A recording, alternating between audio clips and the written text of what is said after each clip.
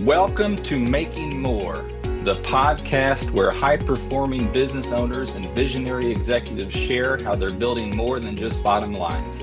I'm your host, Billy Fisher, an engineering leader turned business and executive coach, and I'm guided by a personal mission to help leaders create clarity, build forward momentum, and make more of what matters most. Today, I'm joined by Luís Dias, founder and CEO of Legau, a legal tech company reimagining how law firms and businesses use AI to make smarter, faster decisions. Luis has spent the past 4 years building a mature, bootstrapped company that's expanding from Europe into key US markets like California and Texas. Today, we'll talk about entrepreneurship, creativity, and the joy of building something with purpose. Luis, welcome to Making More. Thanks so much for having me, Billy. It's always great to have the opportunity to talk about the work we're doing at Legau, my journey, and what's happening in legal tech overall. So hopefully this chat brings some value to your audience and really looking forward to it. I know we're going to have some fun with it. And like you said, I hope it's enjoyable for the audience as well. I want to start out with kind of your origin story, how you came to be in the legal community, what you have done with that since as a founder and an entrepreneur, and just where you got started in all this. Okay, so I was born in, no, I'm joking. I followed the traditional path of a lawyer, at least in Portugal. So this means that I basically completed my bachelor's and master's degrees, both of them in law. And after that, I started to work in an international law firm based in the UK, although I was working in Lisbon. And after 7 years as a practicing lawyer, so I worked for that firm and then I switched to another one, both of them international. After those 7 years, going through the let's say the corporate ladder or the lawyer ladder, I decided to step away and start building my own projects. I've launched a few projects before Legal. Some of them were for profit, some others were not for profit. But as you said, in the past 4 years, I've been fully dedicated to Legal as the CEO and co-founder, and I'm also a visiting professor at Nova School of Law, where I share the legal tech unit. And well, I'm also a guest lecturer in other business and law schools on legal tech and digital transformation of legal services. And in terms of the transition from being a lawyer and someone that was really looking at becoming a partner, actually, from since the moment I started to be a lawyer. Um, and that's actually funny looking looking looking now at from this advantage point. It's funny, but about that transitioning, I think I'm really proud of my career as a lawyer and everything that I learned along the way. So when I talk about these 7 years in big international law firms, I definitely talk about them with a smile. Of course, there were ups and downs as in any business and in any journey. But definitely, I'm very proud of those years. I learned a lot. But at some point, and I'm sharing this because I think this kind of illustrates a little bit part of my journey and also something you mentioned in the beginning, which is this idea of purpose that is always very present, at least for me. And as I was saying, so at some point there were two thoughts just that just kept running through my mind. And the first is that I had this strong desire to start my own thing, to build a company, to learn beyond the legal work. Uh, Usually, when I had conversations with clients, for instance, the part that I loved the most was understanding their business. And then, I remember vividly having these conversations with clients about their business. And at some point, they asked me a legal question, and I was, oh, hold on, yeah, I'm the lawyer here, right? So, I need to actually think this through from a legal perspective. But honestly, at some point, I got a little scared because I didn't really have the time or energy to explore those interests properly beyond the legal work. And although I consider myself young, but at that time I was feeling like, well, I'm not getting any younger. So that fear didn't sit well with me, and I felt like something that I needed to face and not ignore. And the second thing that was running through my mind at the time was, that I've always been someone who thinks a lot about the future, with the good and the bad. Um, and around that time, I started noticing, or at least I was thinking about the future as very uncertain, volatile, ambiguous, complex. And meanwhile, my own life felt really stable, structured. I was working in a very structured place, with a lot of learning opportunities. But what I felt is that those opportunities were very incremental. It was not, it was a little bit more of the same. And so I realized that, probably in this world that I was seeing in the future, I would probably grow more by stepping outside. And, I'm, I, I usually use this idea that, I might not be able, or I might not know how to build a house now, but rest assured that if I'm in the cold and it's rainy, I'm very motivated to actually build something on my own, right? So at that point, I kind of felt like I had to leave the firm, and um, and I must say also that at that point, my older nephew was born like a year before.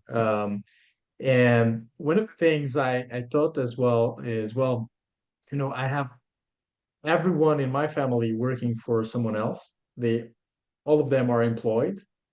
And so when I look at this idea of me building something, all the risks I perceive maybe come from this, unconscious idea of, what is the good life. What is supposed for you to do is work for someone else. That's the stable way. That's the right way to do things.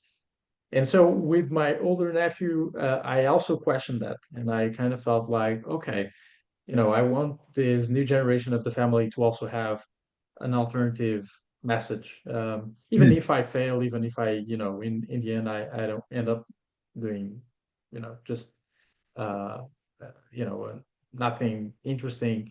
But even so, they will have this alternative message of someone that had something in their head, and now it's executing and seeing the impact of it in the lives of others. So, a very not so long story short, to answer your question about my journey and what brought me here to legal tech. What a Yeah. what a great connection to the purpose, though, is this idea that this nephew of yours, now you're leaving behind a legacy, not of just what you create with the product, with the solution of Legau, but just with the fundamental idea that this family has entrepreneurs in it. You can go and make whatever you want in life. And so that's such a tremendous message. And I love too what you said about having a comfortable, a stable working environment, something that was very structured. It was kind of keeping you sheltered from the complex world around us, but you saw that was almost too comfortable, right? It was not going to let you grow how you knew that you could grow, and so you had to take a tremendous leap of faith to realize now what more you can become. So congratulations. I think so many of us Thank you. have a hard time taking that leap. I did it on a small scale with Focal Point. Obviously, there's a lot of structure that goes into that to let us be very efficient coaches, but still, at the end of the day, it's a business that I own and that I operate, and I have to be responsible enough to lead that organization of one. It's a self-employed endeavor, but I'm out on my own in that way. Like you said, I'm not working for someone anymore, so the buck stops with me. Yeah, yeah. And that's and I mean, congratulations to you too. But in my case, when people congratulate me, I kind of feel like, I kind of feel it was meant to be. In my case, it was not like, of course, you need courage to do it. Of course, um, in my case, and probably in your case, you are living aside, probably a very stable life, Yeah. financially, and not only financially. But in the end of the day, for me, the more that I knew, the more work I did on myself, the more I knew myself, the more I kind of felt this was, the only possible way, because it was the only one aligned with who I wanted to become and the kind of person I was, really, not only the future, but also the present, but thank you anyway. And I know, you, I know, this is it's a tough journey. It is. But again, such a worthwhile one. So let me jump back to Absolutely. legal tech with you for a minute, because I think for people outside of the legal world, they may think, well, that's all still just like pencil and paper and a lot of forms, and there's not a lot of technology that goes into it. But obviously that's very naive and incorrect to think that. So tell me about like what your first encounter with true like digital transformation in the legal space was. Hmm. That's an interesting question. I think one of the first times, well, let me maybe give a step back. So when I think of digital transformation, I think of three main things: people, processes, and technology. And usually, from at least from my perspective, during, let's say, my tenure as a practicing attorney, there was most of the times a lot of innovation theater. So the focus was pretty much on adopting technology, and usually the processes and the people were left behind. Um, and I'm not saying that this is the case for all law firms. For sure, there's very good examples out there of um, law firms that have been doing a very interesting digital transformation journey, um, which they have not started, last year. They've been doing it for a while, and it's an ongoing journey. So it's not a project you know start today and end somewhere next year. Um, but I think that the first time I came across this idea of digital transformation was probably when I was part of, uh, I I founded one fintech association here in Portugal. There were two at the time. One of them I was a founding member, and at some point, the other members decided that um, three of us would um, develop certain efforts in terms of regulatory technology, especially with the financial industry and the insurance industry. And these industries, so the finance industry is, I would say, much more advanced in terms of digital transformation. So I learned a lot from that group and from the context that I made at, the during that time. I had the pleasure of working with some digital transformation officers of banks and insurance companies, and at that time, I was just mesmerized with what they were doing. And I understood that it's, technology, it just the tip of the iceberg. Everything they were doing in terms of changing the culture was so hard. And so there were so many roadblocks on that journey. But and so some of these I've seen translated to the legal industry, I would say more recently. And I think, for instance, although AI brought a lot of noise as well, in terms of, what I think it kind of brought some questions that are not framed in the right way. But one of the interesting things that AI brought is kind of going from this idea that maybe the way we deliver legal services are not should not be taught at an individual level, but maybe at a systemic level. And what I mean by this is that usually, in the knowledge professions, not only legal services from the 70s, around the 70s, the focus was more and more in how the individual can become more and more efficient, rather than, as in other industries, look at how the system as a whole. So your organization, the systems they have internally as a whole, actually produce something that the client values more and in a more efficient way. And I think AI finally, and that's actually a very interesting angle brought by well, the conversations around AI, is that now we are again looking at the systemic, the systems and the processes inside the organization. So a systemic perspective of how we deliver the legal services, and that's for me very positive. And I don't know if I answered your question, to be honest, but but but yeah, any follow up would of course be No, welcome if I I think that's didn't. perfect because now I Yeah. can kind of dig in with you and understand like what is the problem that Legau is setting out to solve. And has that in these past 4 years, has that had to shift with technology as far as what is the core purpose of the organization? Oh wow, that's um that's a complex question. Mm, Well, the first part is very simple. What we do is very simple. So we are AI legal assistant that supports lawyers throughout the entire process of drafting legal documents, basically.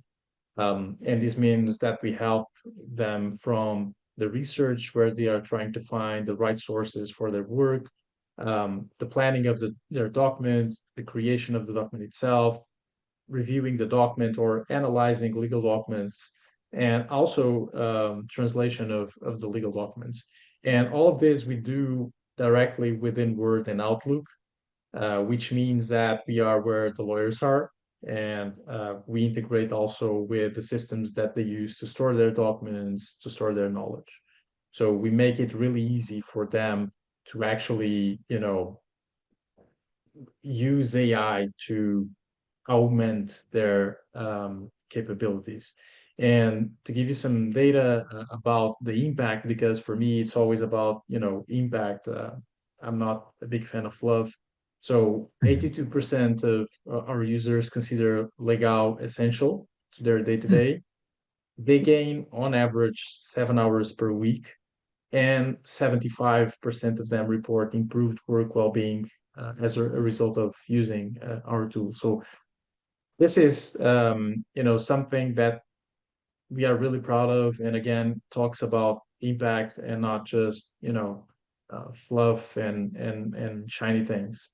On the second part of the question, um, I think for me, I think AI will have a big, a massive impact on the legal industry, especially in how firms operate and how their business model works. And I know, over the past few decades, every time a new technology came along, people said the same thing about the profession. And so it's kind of, that boy who cried wolf, right? Um, but this time, I honestly think it's different. And I can tell you why. But because of that, our product will need to evolve and has evolved throughout time, to be future ready, to be in line with what we believe will be the future of legal services. And to put it short, and we can, you know, I can explain why I say this time will be different, but to put it short, I think we are moving from, in terms of operating model, from a model where the lawyer is at the center with manual production, headcount-based growth, static knowledge, to a model where AI is at the center, automate with the legal work being automated or semi-automated, with multidisciplinary production, a systems-based growth, and with dynamic knowledge. So Mm. this means that, for instance, our product in the beginning was kind of I'll call it a co-pilot. So you are, the one actually drafting something, and if you need certain types of help, you could, use our tool and get that help. But what we are now, for instance, is a place where you can actually delegate the preparation of first drafts, for instance, so that Mm. then you can review that work product. But as you can see, we are moving from this idea where is the lawyer at the center doing the drafting, to AI at the center actually doing the first part of that drafting, and then the lawyer um, going for the review, or building on top of that. Mhm. So still not the end goal, obviously, to replace the lawyer, but just to kind of change what that lawyer's day-to-day looks like. Is that fair? Yeah, absolutely. And people often frame the question in extremes, like will AI replace lawyers? Um, but for me, the reality is much more nuanced, and I don't think lawyers will disappear. But I do think that the kind of work lawyers do today, so the current, let's say, bundle of tasks that defines what a lawyer is, will become, much smaller over time. So what we'll actually see is a shift, not a replacement. So new tasks, new roles, and new skills that will start to make up that bundle. That bundle that means you are a lawyer. So what it means Mhm. to be a lawyer will evolve, in my opinion, significantly. And tools like Legau basically help you go through that journey. You were correct to say that it's a nuanced topic, but I may be so bold as to suggest that maybe AI won't replace lawyers, but lawyers that don't use AI will probably become a thing of the past. I would say so. I definitely agree, and because I think a lot of the tasks, that bundle of tasks of the future lawyer, will be connected with AI. And you can think of things like product-minded lawyers, where you have basically um,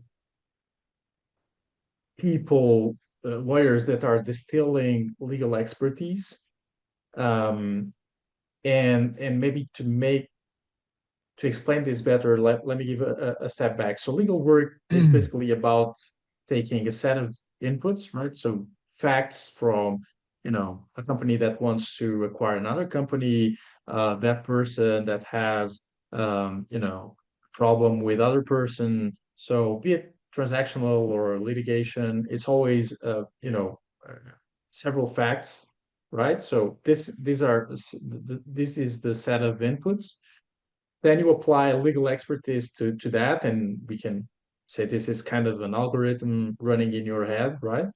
So legal expertise is basically legal knowledge and legal experience, and that is what produces an output. So advice to your client, a memo, a contract, wherever it might be, right?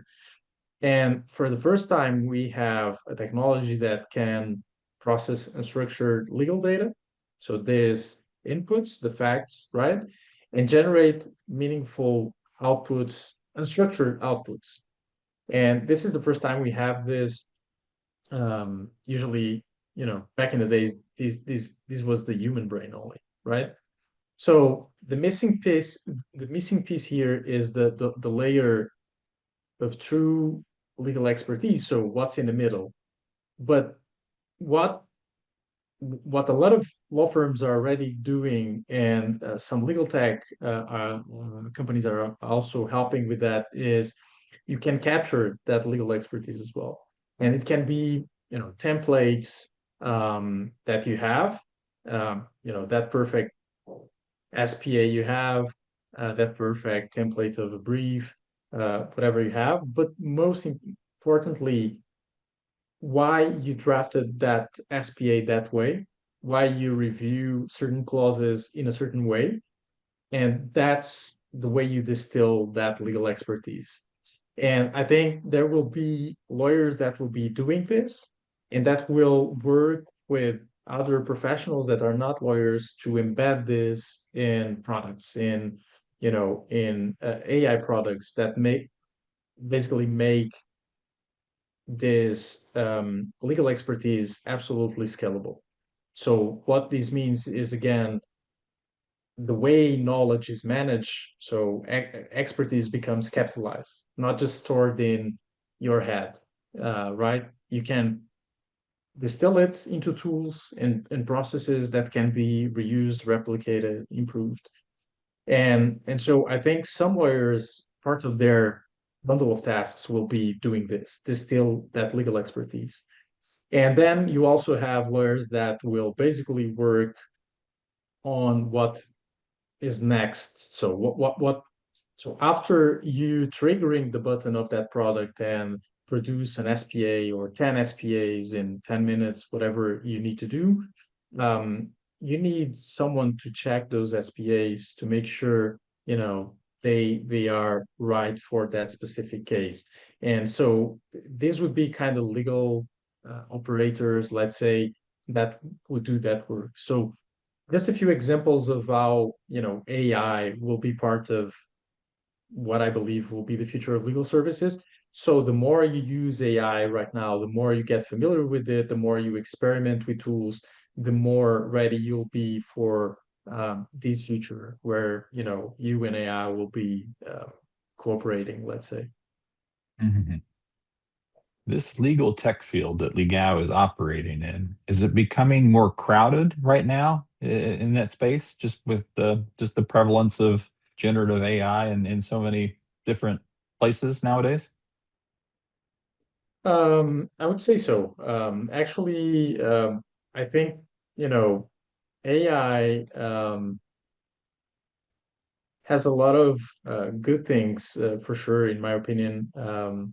But one of the downsides of AI is that, depending on your ethics, let's say, people might use it in in very, I'll call dumb ways. Sorry. No, that's fair. What I mean by this is that, one of the issues we see is that, because now it's so easy to generate unstructured data, so an email, for instance. Now it's so easy to generate an email that everyone is sending tons of emails to everyone. And so we see that this is saturating channels a lot, be it email, be it LinkedIn. Um, Also, because probably now is the time where it's the easiest time to start a company. Probably, I'm not saying it's the easiest time to be successful with a company, but definitely to start, it's very easy nowadays.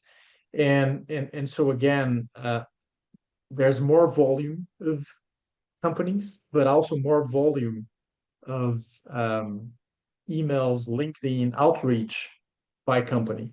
So we see very saturated channels. And also, one of the things we see is there's a lot of competitors coming to legal AI, and there's a lot of commoditization of legal AI. I see um, uh, a lot of tools that are basically ChatGPT with a different color and logo, and Mhm. that also means, be it because the channels are saturated, be it because there's this commoditization of legal AI, that there's a lot of noise for the vendor, for the buyers, and that makes the market really challenging, especially a market like the US, where you have so many people competing. And what we've seen is that there's some paralysis from buyers, Mhm. especially if they don't have dedicated resources to vet what's in the market, what each opponent is proposing, and that makes the navigating the US market, I would say, very, very difficult. Mm. Your product at this point in time, how is it differentiated from those competitors? What sets you all apart? Yeah, I think, unlike well, probably 98% of the legal AI players, sorry, in the US market, at least those that we know, we've actually been around for a while. So for years now, even before ChatGPT, during that time, we've worked with thousands of lawyers across Europe. That experience means our product is really mature. It's been shaped by continuous feedback from real users over several years. So it's not just a flashy demo. It's a proven Mhm. tool that actually helps lawyers in their day-to-day work. And what we deliver, it isn't just impressive to look at. It actually produces real usable legal outputs. And because we've been at this for a while, we've also had time to tackle, some of the biggest challenges in legal AI. So we mitigated, for instance, hallucinations, practically Mhm. non-existent in our system, and every output comes with full transparency. So this is something that I think it's something that distinguishes us from others, and that is so because we've been in business for a while. And when it comes to features as well, the depth of what we offer is really hard to match because you probably, for instance, even if you are a Thomson Reuters or LexisNexis client, you have to subscribe probably five or more different tools from them to Mhm. get the same range of functionality. And again, this is not because we wake up yesterday and all of a sudden are, delivering a bunch of features. We've been doing this for a while, and all of these features, and I think that's actually the most important part. That's not, just the result of us thinking or just trying to catch the next flashy thing.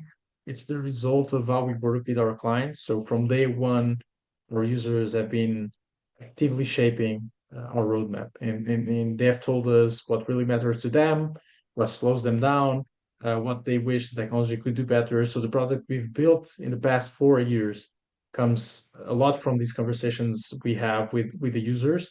And I mean, 4 years, it's a lot of time to, and especially with thousands of users, it's a lot of feedback coming. And that's a big part of why Legau, feels so practical and grounded. And I mean, of course, it's been created by lawyers. Two of our founders are practiced law, but definitely comes also from this work with users. So I think, these three things that are very practical things are some of the things that distinguishes us from others. Um, and we can definitely talk about features, but I think it's important to understand, at a more foundational level, the differences. I love the just the awareness of having that feedback loop in your product cycle. At Toyota, we called it PDCA: plan, do, check, act, and repeat. And just always Love try it. and understand, what are we observing? What is the current condition? How do we go and make that better then? And again, that's the continuous improvement. kind of mindset that you all have very clearly done a great job with. You told me Absolutely. you've Thanks. spent a little time in Chicago recently. What has the U.S. legal market taught you as you try and just find a way into this interesting market? And I must say it was a lovely time in Chicago. Midwest is always amazing. The people are very, very cozy. So definitely I'm a fan of the Midwest. Hmm. In terms of the learnings, I mean the US market is very tough, but because of its scale and its pace, I think it makes it a very, very interesting market as well for people like me and my founders and our team that love to learn, because the pace of learning is really high.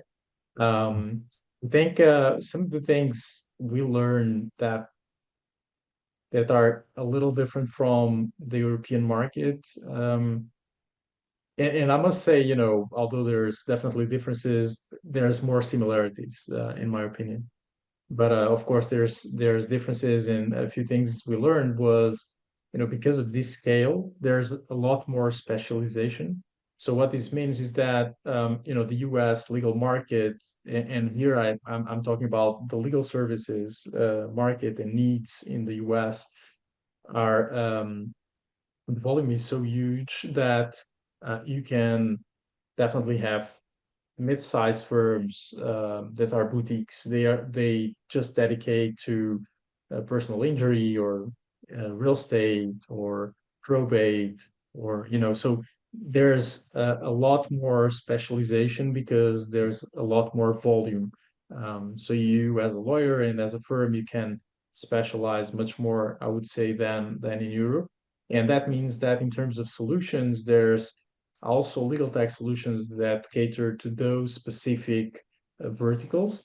And in our case, our sweet spot are full service law firms.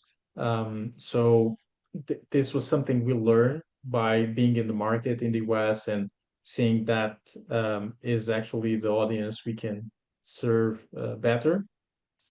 Also, in terms of the the tech adoption and maturity, I think the West market has, because you have so many competitors. I think the tech maturity is a little higher as well. So usually people have tested tools. They have much more track record in terms of testing tools and having experience with implementations and all of that. Many times you are replacing things they are using, not so you are not the first tool they are um, using to solve a certain problem. And something that really stood out to me in the US also is how direct and pragmatic the buyers are. So Hmm. usually they want you to get to the point fast. They value clarity, tangible outcomes, and the conversations you have. They expect it to be very focused on what it does, but showing them, not just telling them, and why it matters to them.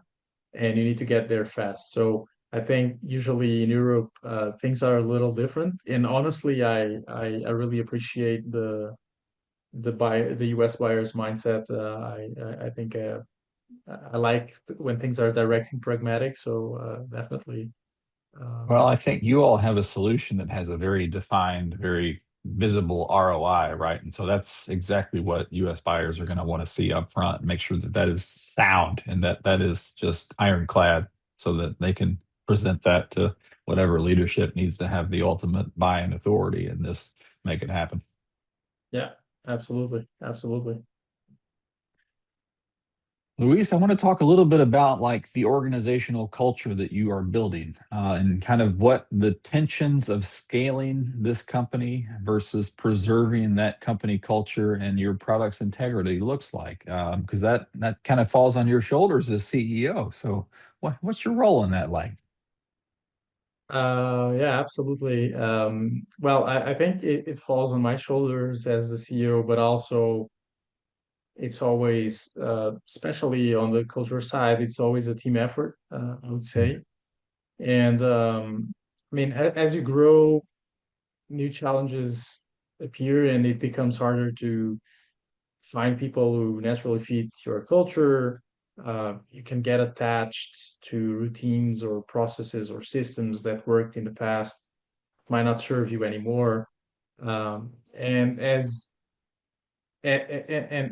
your user base expands as well, the feedback you get can become a bit noisy. So Mm. it makes it harder to keep a clear product vision, for instance. So I think you have to be very intentional internally, at the team level. I think it's about building routines that keep the team together, where people feed off each other's energy and values, because it's great to have, for instance, diverse profiles, diverse backgrounds, but it's also crucial that everyone shares similar work principles and work ethic, and especially with a remote culture like we have, and we believe in a remote first organization. If you are not very intentional with this kind of routines of your team, um, it, the culture definitely suffers, and we've learned throughout the years with this. Also, data plays a very important role because it gives you clarity. It helps you see when something that used to work no longer does, so you can adapt instead of getting stuck in the past. And when it comes to the product roadmap and product vision, we try to stay focused on impact, and building for where we can create the most value for the largest number of users. And regardless of what's trending on social media or whatever it might be, our North Star is still to this day what we hear directly from our clients and users, and may have the biggest impact in their lives. So that's what keeps the culture and the product grounded as we scale. And of course, being close to the users, being close to the clients, it's very important. And as long as they are saying to us that they are getting real value and real impact, we are growing in the right direction. I think that's very important to keep your mind focused on that, because there's so much noise around you when you are building something. Mhm. And then you personally, with your growth ambition and your entrepreneurial spirit, how do you balance still that wanting to be creative and actually drive innovation yourself within the organization? um yeah, I think, you know in my experience, and I'm not some sort of guru or something like that, but in my experience, companies often hit ceilings that reflect the founder's own ceilings. So I think before you think of the business and even take the business to the next level, and we are very ambitious, as you say, um, I I really believe you need to look inward and be Mm, honest with yourself, managing, even domesticating your ego. I'll say it's very important as well. Stay open to learning. And for me, it's been really important to understand how I work, what drives me, what really matters to me, and and that reflects a lot on how the business is run, how the team is built, um, the kind of relationships we build with our partners, with our clients, with our team members, the community as well.